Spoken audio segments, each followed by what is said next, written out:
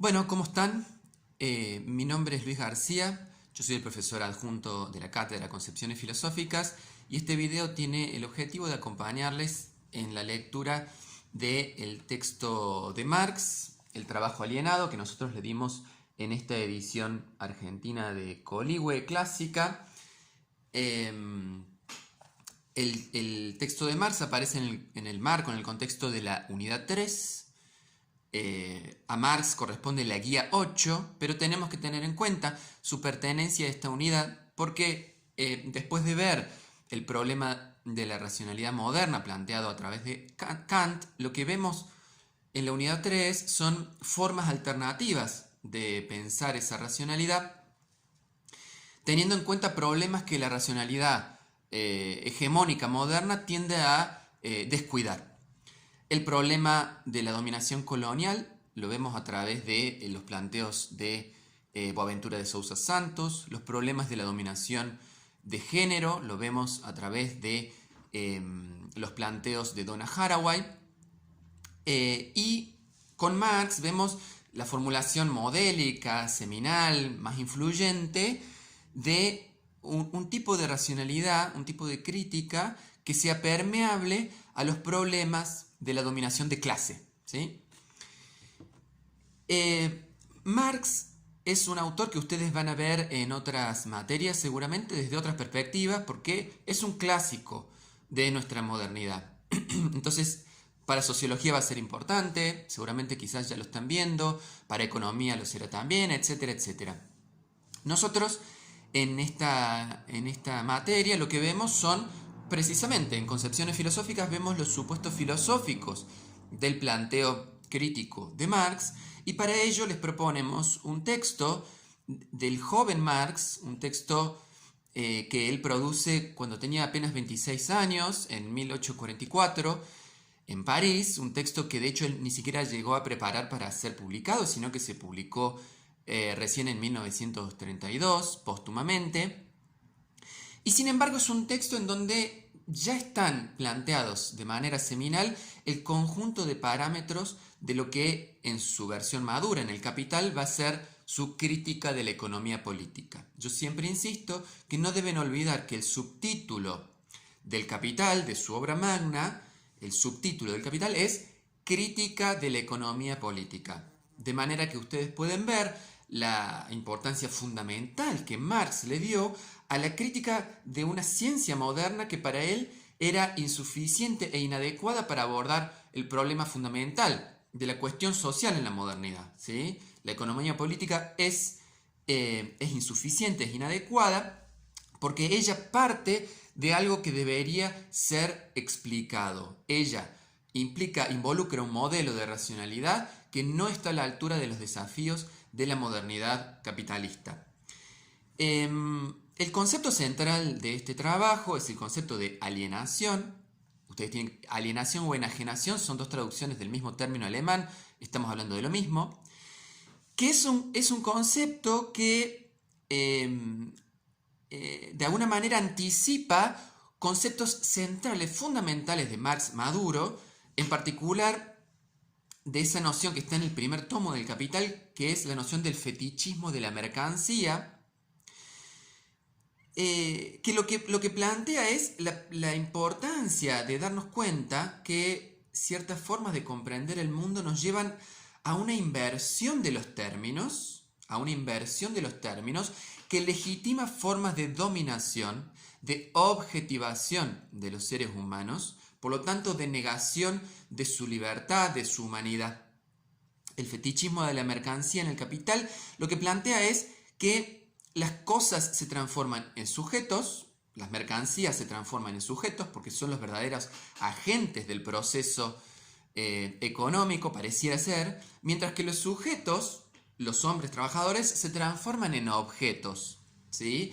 Ese sería el núcleo de lo que Marx llama el fetichismo de la mercancía. Fíjense cómo elementos, digamos, de la crítica de la economía política están abrevando en una crítica de la religión, ¿no? Porque el modelo de este esquema de la inversión, precisamente, y Marx un poco lo sugiere en el texto que tienen para leer, es el modelo de la creación de Dios por parte del hombre. El hombre de alguna manera compensa todos sus déficits, todas sus faltas, todas sus miserias, proyectando en la idea de Dios ese conjunto de, bueno, de aspiraciones y anhelos, pero eso que él proyecta, sin embargo, se convierte en algo dominador sobre sí.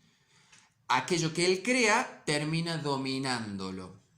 El objetivo de la crítica de la economía política es emancipar al hombre de este engaño, digamos así, que invierte los términos. Para la ciencia moderna, bueno, la economía política es esa ciencia que invierte los términos. ¿Por qué invierte los términos? En primer lugar, porque, como dice, ustedes verán, la primera página que tienen para leer, a partir de la economía política, el trabajador es degradado al nivel de una mercancía. Es decir, la economía política no considera al trabajador como trabajador, considera al trabajador como mercancía. ¿Por qué? Porque lo hace desde la perspectiva del capitalista. ¿Por qué? Porque para el capitalista el trabajo, como trabajo libre que se ofrece en el mercado de trabajo, es como cualquier otra mercancía que utiliza para maximizar el beneficio, para producir la mercancía que quiere producir. Entonces compra trabajo para fabricar, qué sé yo, zapatos, para fabricar mesas o sillas. Así como compra madera, compra trabajo. Cuando el trabajo es convertido en mera mercancía, entonces es cuando para Marx se produce todo ese proceso de inversión que va a analizar en este texto. Y va a culpar a la economía política por ser un tipo de discurso, un tipo de racionalidad, para decirlo en los términos de nuestro programa, que oculta ese proceso, de inversión. La crítica tiene la tarea fundamental de revelar esa inversión, ponerla de manifiesto para que no se reproduzca. Si el trabajo es entendido como mera mercancía, es decir, como un salario que tiene un determinado monto, incluso diríamos un precio de mercado, de hecho así funciona, como un factor más de la producción, estamos muy acostumbrados a pensarlo así, sobre todo ciertas concepciones de economistas neoliberales que piensan al trabajo como un factor más de la producción, como una variable más de ajuste, porque no están viendo que esta mercancía es una mercancía muy muy especial. Y este es el corazón del planteo de Marx, incluso del Marx maduro. Para que funcione el capitalismo, el trabajo tiene que convertirse en mercancía, porque es la única mercancía que está en condiciones de valorizar el capital. La singularidad enorme de esa mercancía es lo que permite que el capital se valorice, pero también es lo que permite que el ser humano se convierta en un ser enajenado, alienado, un ser, digamos así, sometido al producto de sus propias potencias, algo ominoso, algo deleznable, algo que la sociedad moderna debería poder combatir. Marx dice, bueno, la economía política parte del trabajo como mercancía. ¿Por qué? Porque para la economía política la propiedad privada es un dato elemental, es como un dato natural, ¿no? Es algo por lo que no se cuestiona, sino algo de lo que parte. Entonces, el trabajo considerado desde la perspectiva de la economía política es una mera mercancía más. Como ustedes van a ver, el punto de partida va a irse desarrollando a lo largo del texto para llegar a un final totalmente invertido, en donde va a decir que en realidad la propiedad privada que la economía política considera como punto de partida es un punto de llegada. No es la propiedad privada la que explica el trabajo en el capitalismo, sino al revés. Es el trabajador convertido en mercancía lo único que puede explicar el origen de la propiedad privada. Este va a ser el esquema general del texto. En ese marco general, Marx va a desplegar 3 o incluso 4 formas generales de esta alienación, de esta enajenación, ¿sí? En un texto que es muy rico, que es muy sugerente, en donde el corazón del planteo va a ser precisamente este que les comentaba del fetichismo de las mercancías o del esquema de la inversión. Es decir, cuanto más valoriza las cosas el trabajador, más se desvaloriza el hombre. ¿Por qué? Porque lo que está haciendo la producción capitalista es lograr externalizar, exteriorizar, enajenar el producto del trabajo humano de manera que se convierte en un ser extraño respecto al que trabaja. Por lo tanto, cuanto más valor pone en eso extraño, más poder produce para que otros, los propietarios de ese trabajo, lo utilicen como forma de dominación. Por lo tanto, la valorización de las cosas se convierte en una desvalorización del hombre. Este es el esquema general que va a atravesar a todo el texto. En un primer momento, entonces, en el reconocimiento de la forma fundamental de alienación del trabajo, que es la alienación del trabajador respecto del producto mismo de su trabajo. Porque el trabajador produce, pero no es un producto que lo beneficie a él, sino que el producto de su trabajo está puesto para maximizar la rentabilidad de la empresa de otro, ¿sí?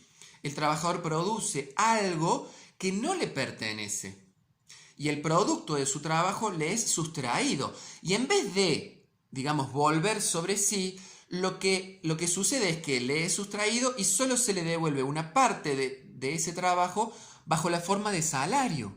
Pero el producto de su trabajo no es suyo, es del dueño de la fábrica, por ejemplo, del dueño del capital.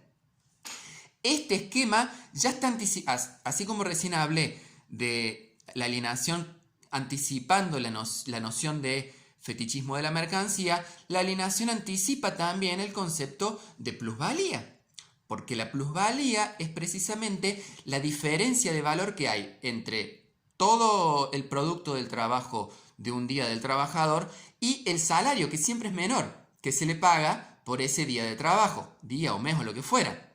Esa diferencia es el plus de valor que se queda el capitalista. Esta noción no está formulada literalmente así en este texto, pero prácticamente ya está anticipado su supuesto antropológico. ¿Cuál es el supuesto antropológico? Que el trabajo, que sería un lugar para realización del hombre, en realidad es un lugar para su desrealización.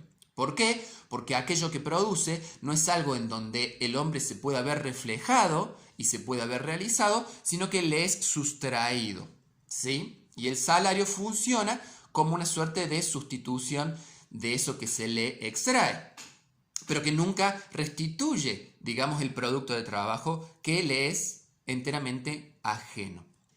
Ahora, dice Marx, si esto es así, entonces el propio acto de producción, ya no solo el producto, sino la actividad productiva, es una actividad enajenante. No es una actividad en la que el trabajador pueda realizarse, sino que se convierte en una actividad que ni bien puede ser evitada, el trabajador la va a evitar. Acá es muy importante que ustedes entiendan y sepan que Marx no está en contra del trabajo. De hecho, como buen materialista para Marx, el modo de producir es el modo de ser del hombre, ¿sí? Por lo tanto, el trabajo tiene una función de antropogénesis, o sea, de generación de lo humano, de humanización, que Marx nunca negó ni nunca va a negar. Lo que Marx niega es que el trabajo capitalista sea un lugar de realización del ser humano. Por el contrario, la perversión del capitalismo es convertir al trabajo, que es el lugar de realización de lo humano, en el lugar de la desrealización de lo humano.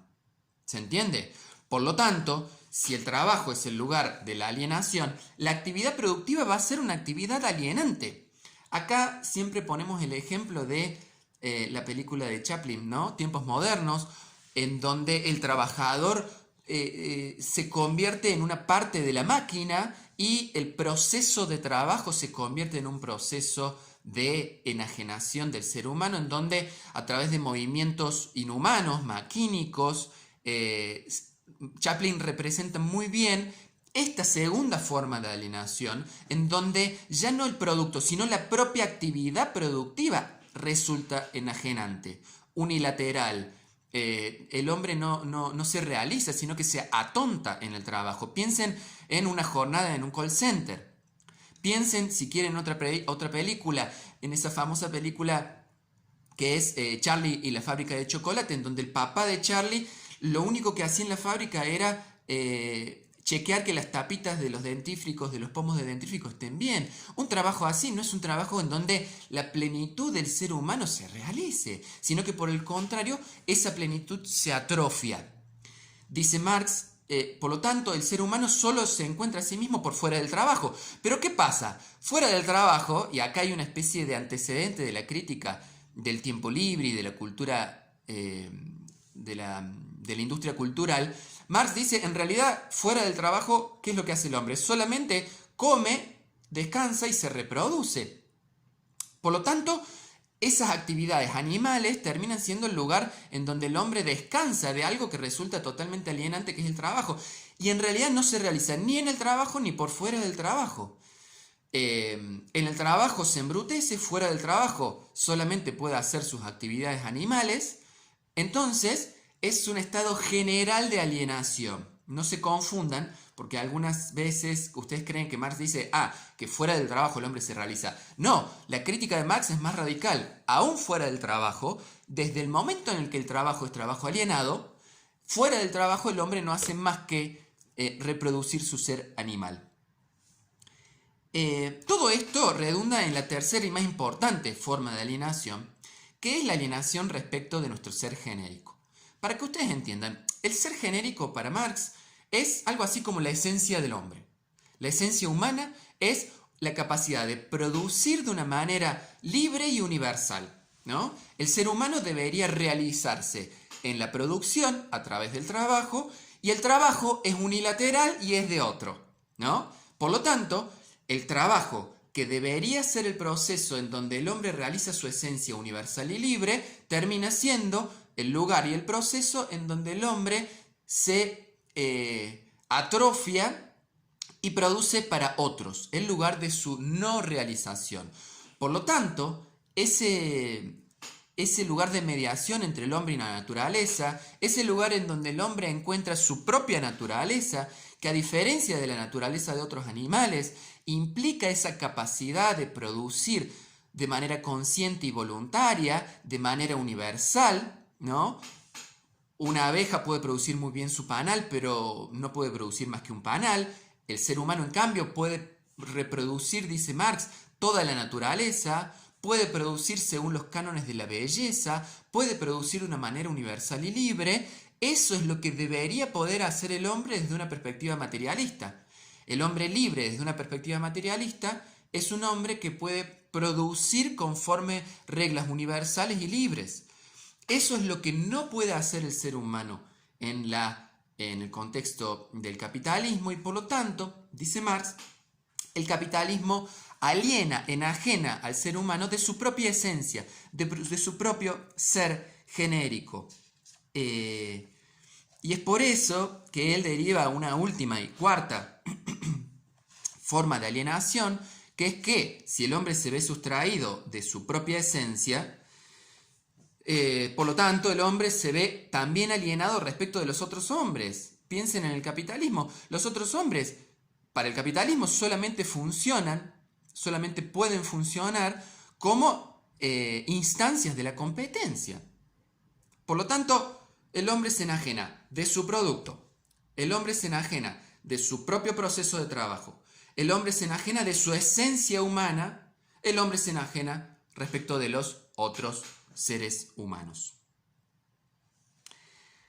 ¿A quién pertenece entonces este trabajo que le es sustraído sistemáticamente bajo el capitalismo? Y acá vuelve la crítica a la religión. No pensemos en nada raro, no pensemos en nada que esté por encima de la propia actividad humana. Es otro hombre el que se apropia de esa riqueza. Es otro hombre el que se apropia de ese producto de su trabajo. Y acá está ya en su simiente la idea de una sociedad de clases. Es una clase propietaria que se apropia del producto del trabajo de la clase trabajadora.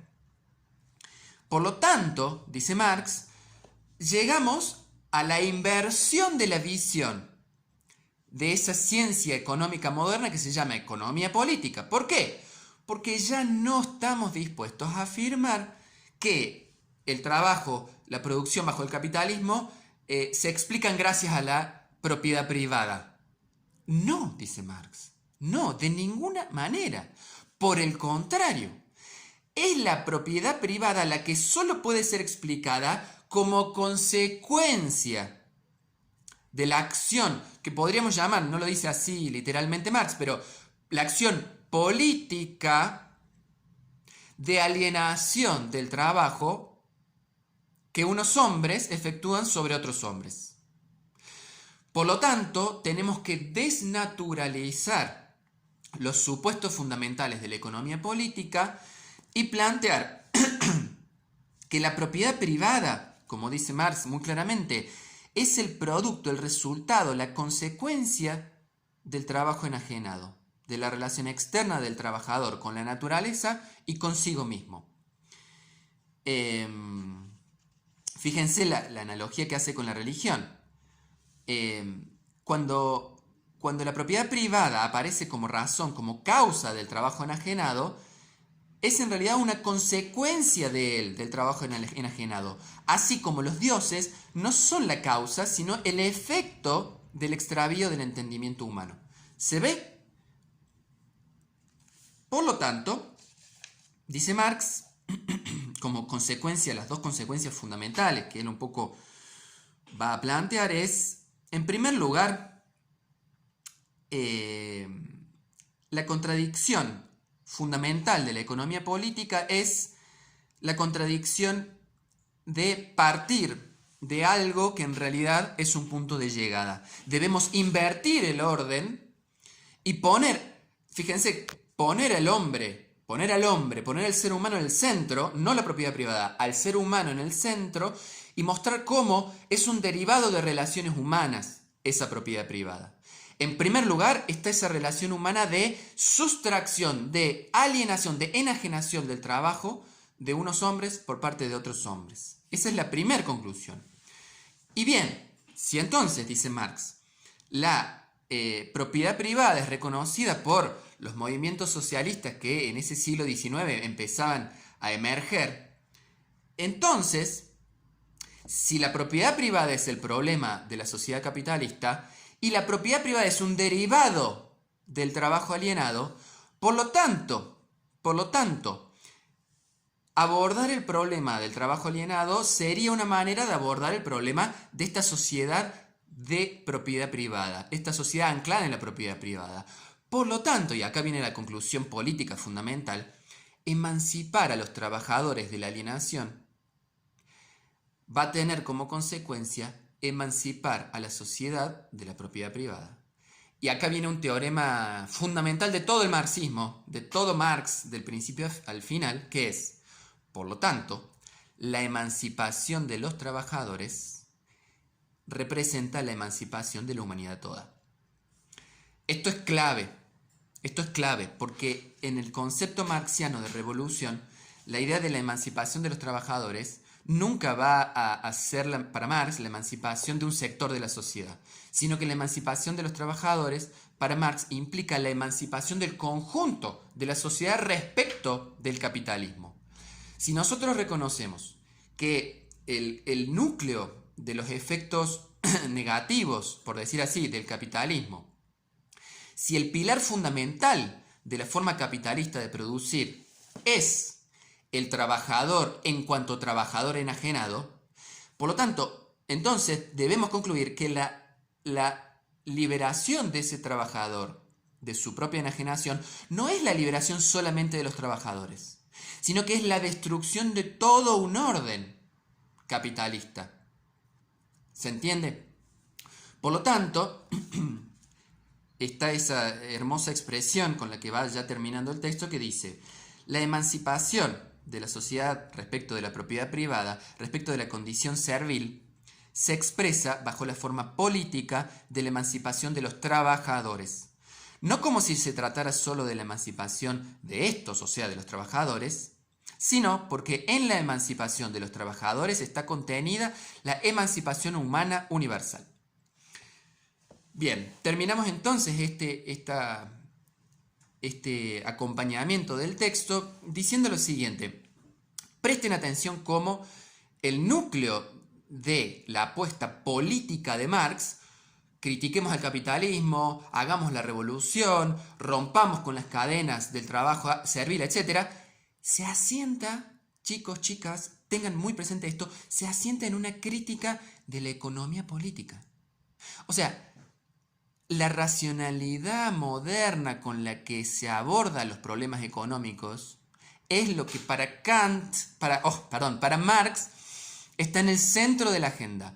Solo como un derivado de eso saca la conclusión de la revolución de los trabajadores como emancipación de la humanidad. Pero primero se aboca a una, digamos así, deconstrucción de las categorías con las que la economía política legitima un orden social capitalista, para después sacar sus conclusiones histórico-políticas. Pero primero, Marx es un gran crítico de la racionalidad moderna, ¿sí? Esto es muy importante para los intereses de nuestra materia.